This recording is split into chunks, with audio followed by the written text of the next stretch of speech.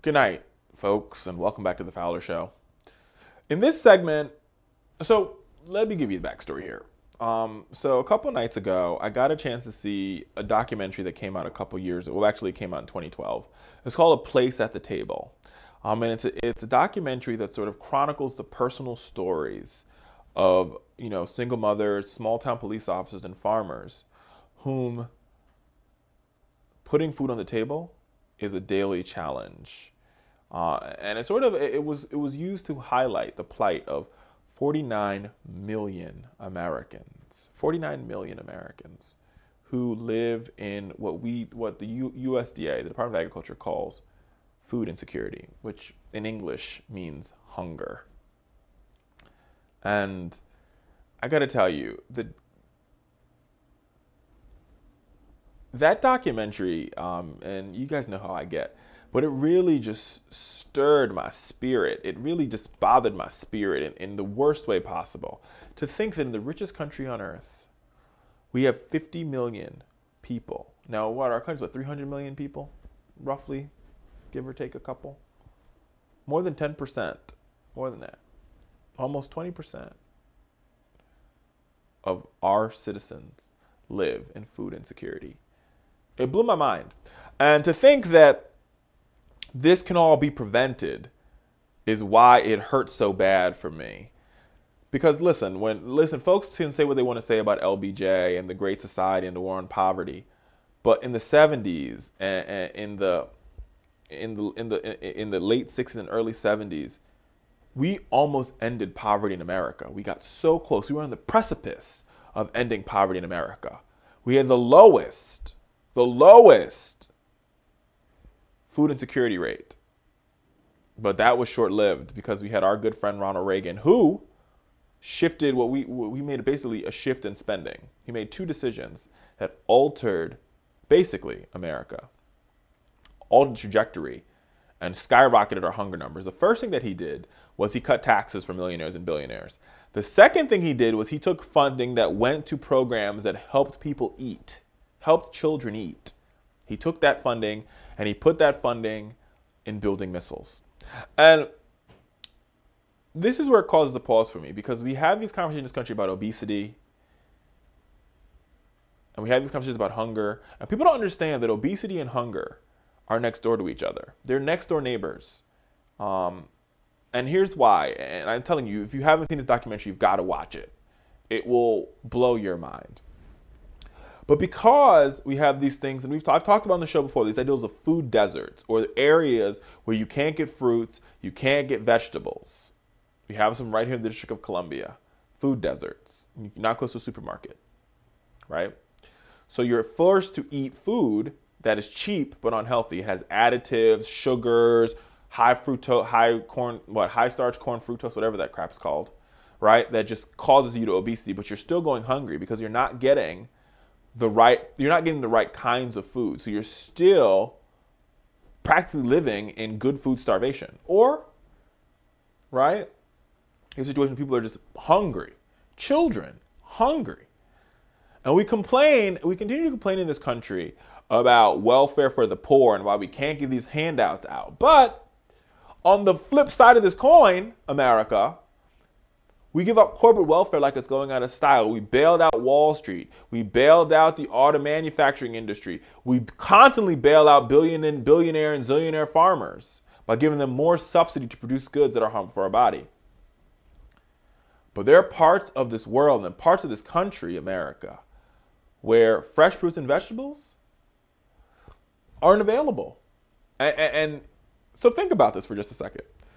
Because you hear everybody. I was on Hannity last week, and we were talking about a voucher bill that will help give opportunity to inner city young people, right? And they're the party. There's folks out here tell you, we're not here to pick winners and losers. Really? You're not here to pick winners and losers? What damn world are you living in? When you can limit what grocery stores get built, when you can alter how much money a single mother gets to feed her children, how can you sit there, look in the camera, and say that you don't pick winners and losers? Really, though? Every day when these people put their pants on and they put the American flag on their lapel, they trample on poor people every single solitary day because they pick winners and losers. Let's talk about the facts. Right? Let's talk about the facts. They talk about this fraud, waste, and abuse. Let me give you a fact. To qualify for food stamps in America, for a family of 3, you have to make less than $24,000 a year. $24,000 a year. Right? That's, what, $2,000 a month, if you're lucky. $2,000 a month. Family of 3. Feeding 3 people. That rounds out. And if you qualify, you get $3 a day, folks. And the Republicans want to cut this. Paul Ryan and his buddies in Congress want to cut this. $3 a day. I want you to do, listen, folks, because I believe you got to see it to believe it. So I want you to go to the grocery store with $3. $3. And try to feed your family of 3. See how close you get. Can't buy milk. That's too expensive. It's $2.70 for a gallon of milk. Right? Can of beans is $1. Can of beans, 3 people, it's $1. So for about $1, you can get what? 5 packs of ramen, 6 packs of ramen now, a can of beans, and maybe an apple. That's what you're eating for the day in the TANF food stamps program. So it blows my mind when people sit here and talk about these people are living high off the hog. Let's talk about the facts. The facts is that among the advanced economies in the world, developed countries, America is dead last when it comes to food insecurity. We have the highest amount of our population live in food insecurity each and every day. Each and every day, they live in food insecurity. So tonight I ask this question. For all those folks out there that claim to be pro-life. Oh, I'm pro-life. I believe that every baby should be born. You care about that baby till the day it comes out the womb.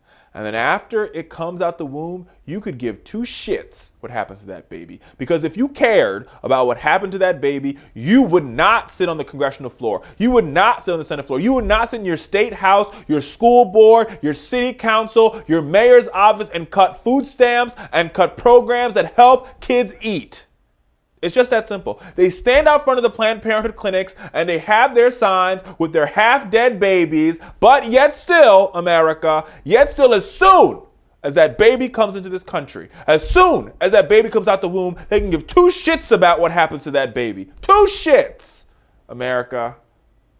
I got to tell you, folks, this is one of the things that blows my mind. It blows my mind. Because it's not a Republican issue, and it's not a Democratic issue, because you look at the map, there is more rural white individuals who live in Republican districts that benefit from food stamp programs. And the fact that their members of Congress would go down to the floor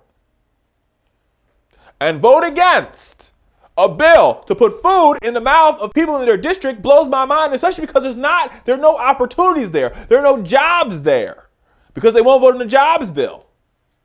America, it blows my mind that we live in a country where we produce more missiles, more aircraft carriers, more Humvees than we need, and the government prints that money out and produces it. But when it comes to funding our children, we want food banks and we want charity to help. If we want to fix national security, if we want to make America a great nation, let's do one thing. Let's invest in America's future. It's key for national security. Invest in our kids. There's no kid that should go hungry on the wealthiest country on earth. Just doesn't make any sense. Doesn't make any sense.